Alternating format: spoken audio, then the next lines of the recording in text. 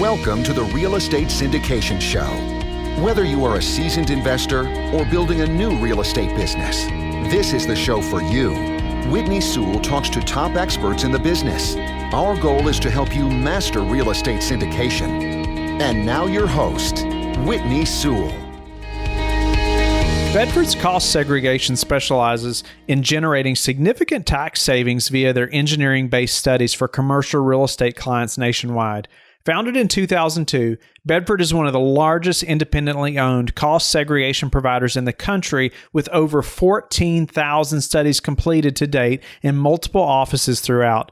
The most important decision ownership can make when incorporating cost segregation within their real estate portfolio is selecting the right provider. With only 43 certified cost segregation professionals nationwide, Bedford is proud to employ 8 of them and takes the quality of their people as seriously as their studies. Every certified cost segregation professional has passed a rigorous test combining knowledge of technical engineering issues, legal tax issues, ethics standards, and requires a strict level of prior work experience to be eligible. Bottom line, not all cost segregation providers are created equal. So be sure to take the decision seriously from the beginning to protect yourself for years to come. Please contact Bedford's Business Development Director, Frank Judici, to learn more. This is your daily real estate syndication show. I'm your host, Whitney Sewell. Today, our guest is John Rickgarn. Thanks for being on the show, John. Thank you. Great to be here. Yeah, great to have you on the show. Having lost both his parents to cancer in their 50s, John realized a deferred retirement plan may not work for everyone. John started real estate investing in 2016 with a four-plex by pulling money out of his Roth IRA. 5 years later, he owns several properties across 4 states and is involved in dozens of other investments and syndications. John, welcome to the show. Why don't you paint a little more of a picture there for us so we can understand a little more of your background, and let's jump into your expertise and some things that you're doing with your own personal finances. I think that could help us as well. Sure. Yeah, like you already mentioned in my bio, just kind of a quick upbringing of mine. Like you said, both my parents passed away of cancer. My dad when I was 11 years old, and then my mom when I was 16. And ironically, it wasn't until years later I kind of had my, awakening moment, so to speak. I remember in 2014, my wife had just decided to walk away from her job and was looking to go back for a doctorate and become a teacher. She had always dreamed of being a college professor. So at that time I was thinking, okay, we're down to one income, at the time I was in sales. So you think, okay, got to sell more, work more hours, work longer, work harder. And just was kind of thinking like, well, financially we're sitting pretty good. We have a lot of money in our IRAs and 401ks. And it just kind of hit me right there. I remember I was just sitting on my couch and was thinking, well, what if I don't make it to age 65? And just was thinking about my parents. They passed away in their 50s. And then I was thinking, well, what's the point of saving all this money to a deferred lifestyle later on that necessarily isn't guaranteed? And at the time I was thinking, okay, I'm 31.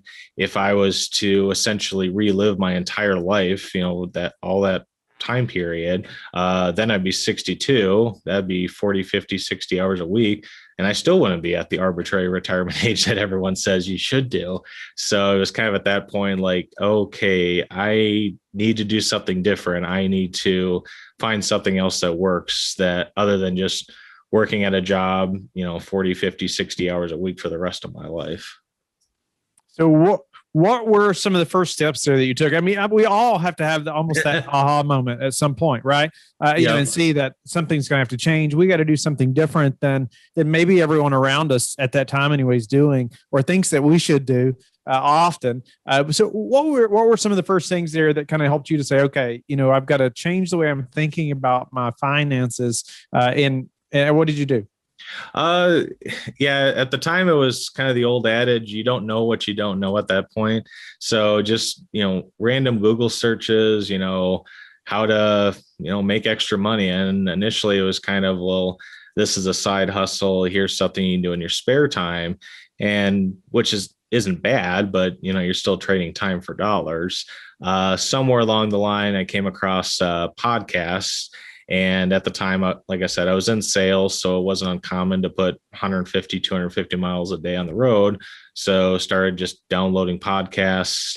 I know there was one by Matt Terrio that I first came across, and then Get Rich Education with Keith Weinhold. Then just kind of started building there from, learning about real estate, really like the buy and hold, and got introduced to, passive income where, you're not trading time for dollars. You have money coming in from rent and dividends and interest on a monthly basis. Tell the listener a little about how you view, what we were talking about before we started recording a little bit, but just, elaborating a little bit on, instead of having this dollar amount per month for passive, and how you have your stepping stones to cover expenses. Yeah. I can't remember where I first heard it, but several podcast webinars I've listened to, $10,000 a month seems to be kind of the quote unquote magic number that everybody goes for passive income. And I first heard that it's like, okay, $10,000 a month, 120,000 a year. That's about what I make, working 60 hours a week. So it just kind of seemed impossible to get that for, from a passive income standpoint. Later on, I started working on a Excel sheet and looked at, okay, what are my fixed monthly expenses every single month? Not food, not gas, not the ones that change from month to month, but, your rent, your mortgage, your car insurance, ones that typically are the same month to month. And I noticed, okay, the smallest one is my Netflix bill. So $13 a month. Okay, what can I get an asset that would provide $13 a month passive income and basically take care of that monthly expense? Soon after, I believe it was Fundrise. It's a kind of a crowdfunded real estate syndication platform for non-accredited investors. Started investing in that, and then actually came to like 30, 40, $50 a month eventually. So then that took care of Netflix and a couple other bills, and just kind of worked it from there. I would identify a bill, take the monthly amount, figure it out from an annual standpoint, and okay, what's an investment that could pay this bill coming up next? No, I think it's interesting to think about it that way. And checking those bills off, right? Okay, this one's covered by passive. Now this one's covered by passive income, or what's my next investment that can cover this next bill here, and even some goal setting there, thinking through it like that. What were some of your first investments passively? You talked about Fundrise. Now maybe you've invested in some syndications. What were some of your thought processes there as far as getting started passively investing? Yeah, the biggest thing was just for me, just kind of, starting small and building up from there. Also, it isn't available now, but Lending Club used to be a platform that investors could pool their money together. And then for as low as $25, you would actually buy a portion of a note or portion of a promissory note, and then you would get monthly income from there. Unfortunately, that's phased out, but there's a couple other platforms that are still available.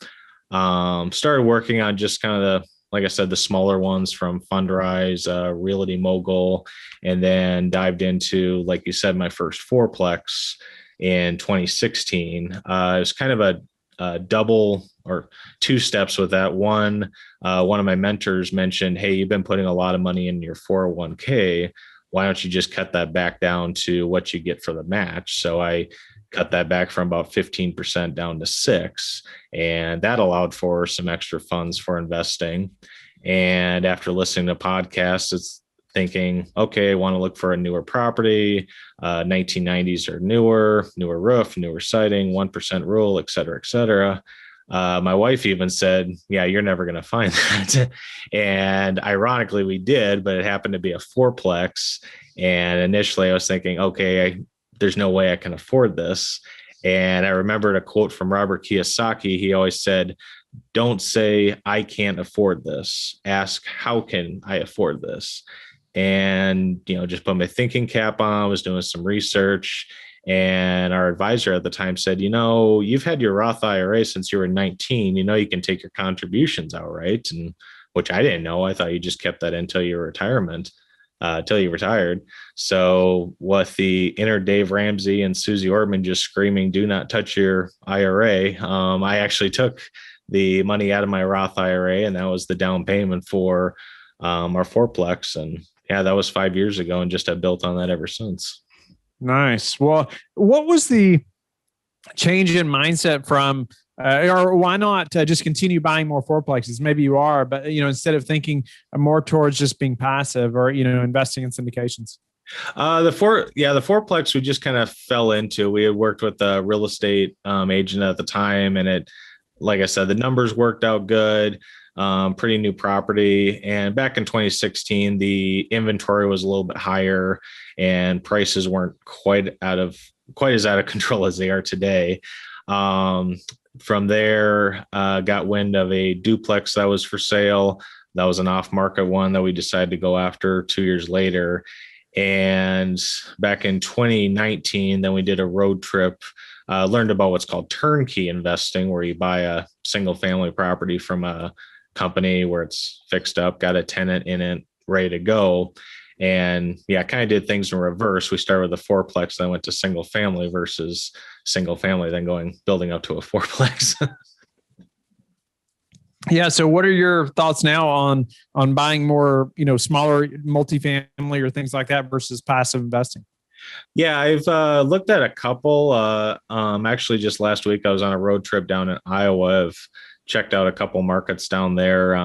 Tend to go after the boring markets, so to speak, where cash flow comes in consistently.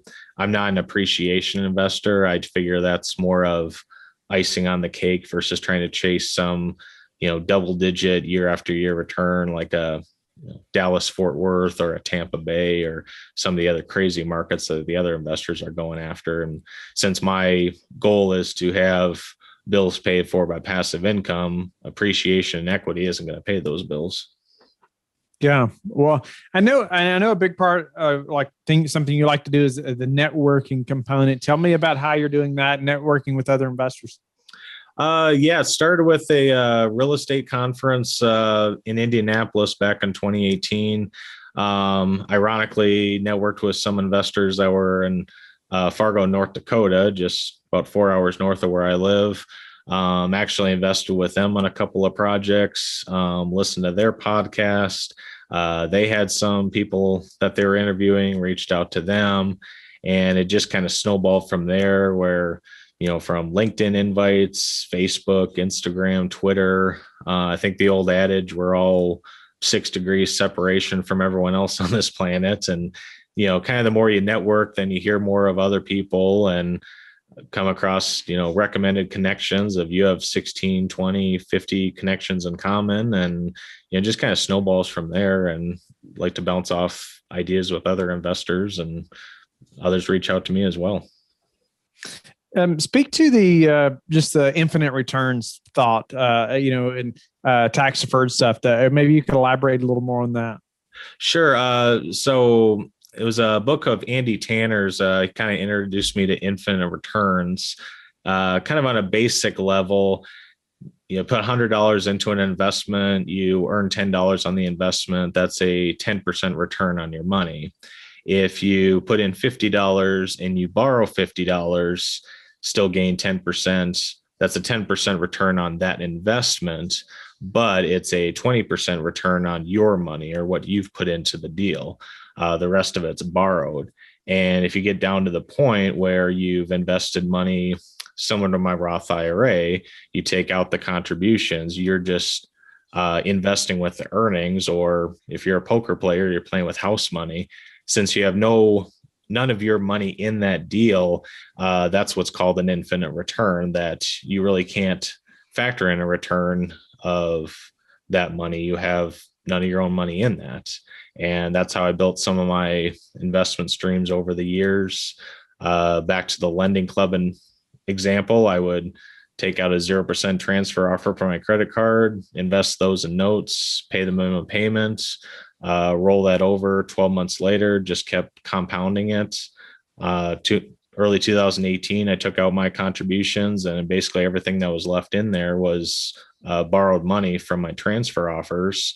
Fast forward to 2019, I paid off that loan, and now it's just a residual income stream for me of infinite returns with none of my own money in it. Wow. Okay. What about your just outlook for financial freedom for yourself? Do you have a timeline, or as you're thinking about those bills, or you thinking about different ways you're investing, or some thoughts on how you're investing to get there as fast as possible? Um, I wouldn't say fast as possible. I'm kind of a tortoise versus the hare. The tortoise eventually wins. Slow and steady wins the race. My goal, though, is to be financially free by 2030. Obviously, if it comes sooner, even better. But had to take a little step back with last year we had the COVID 2020 that impacted us all, and inventory for rental real estate is a little tight right now. As much as I'd like to keep building up my rental portfolio, I'm not going to buy something just for the sake of buying it. It still has to meet my criteria. So whether that takes an extra 6 months or a year, so be it. I'd rather get something that hits my criteria versus just buying something for the sake of buying it or hoping for appreciation. So when you're thinking through investing, and whether it's in a small deal or whether it's in a syndication, or like I said, or a deal of your own, how do you prepare for a downturn? Probably the biggest thing is just from the get-go, do a lot of due diligence. I've walked away from several deals. Remember a mentor of mine told me it's better to have a good deal go away than be stuck with a bad one. So even if I'm kind of on the fence, or even if I just have a gut feeling, I might just walk away from it. I typically am extremely conservative with my numbers. If it's a turnkey property that says, well, it rents from $850 a month to $950 a month, I figure in $850 or maybe even a little lower. And anything over that is just gravy. And also, it's just nice to have some cash on hand. I think a lot of investors, they just look at, hey, this pays for my mortgage payment, my insurance, and taxes. Everything above that is just gravy. Well, eventually you're going to have vacancy. Eventually a water heater is going to go out, or maybe there's a default in the rent, or late rents even coming. So you just really have to plan for all those scenarios and make sure you're covered. You have any predictions, John, just for the real estate market over the next 6 to 12 months? I think, well, eventually I do think prices are going to have to stabilize. I don't think mortgage rates can get any lower, although I said that about a year and a half ago, and yet they did. Personally, I think once COVID's in the rearview mirror and a lot of the eviction moratoriums and mortgage forbearance is lifted, I think more inventory is going to be hitting the market. Right, wrong, or indifferent, that will obviously ease up the constraints and maybe shift more to a balanced market than the seller's market we've been seeing. Interestingly, it'll be hopefully the build to rent market can pick up a little bit more.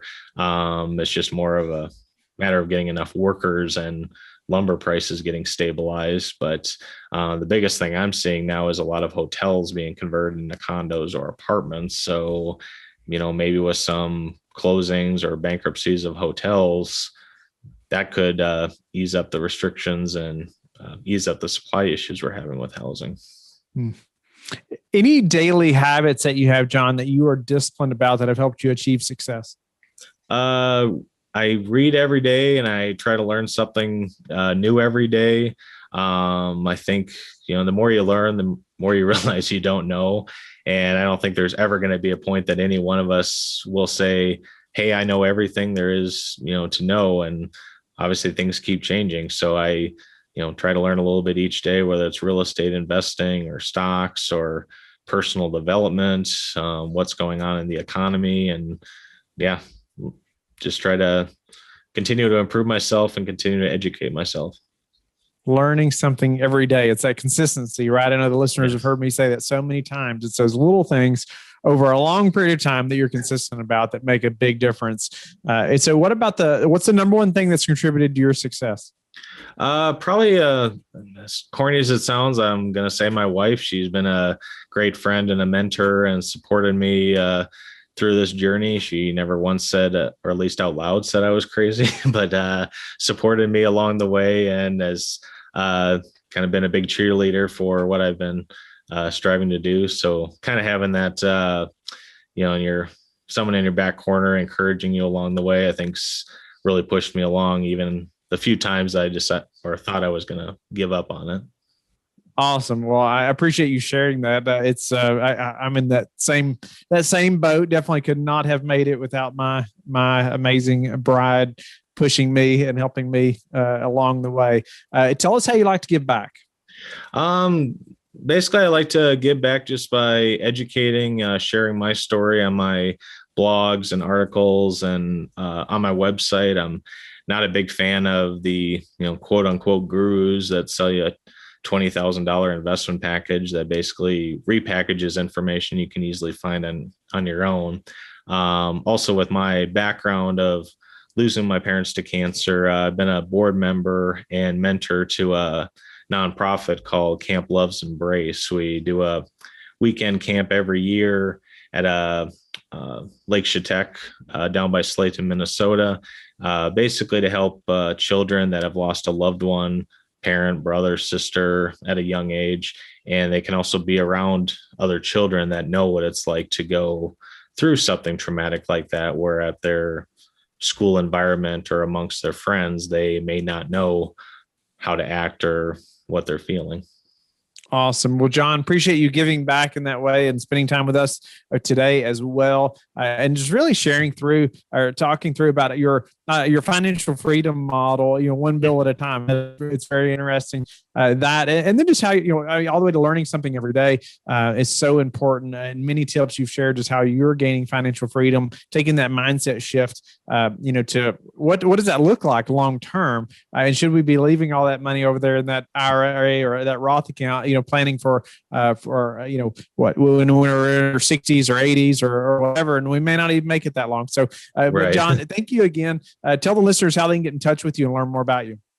Yeah, my name John Rickgarn. I'm not too hard to find. You can find me on Facebook or LinkedIn.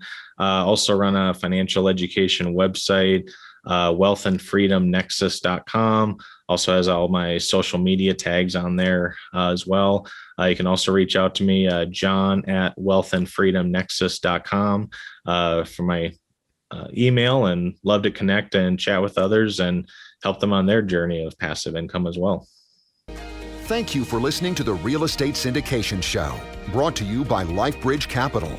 LifeBridge Capital works with investors nationwide to invest in real estate, while also donating 50% of its profits to assist parents who are committing to adoption. LifeBridge Capital, making a difference, one investor and one child at a time. Connect online at www.lifebridgecapital.com for free material and videos to further your success.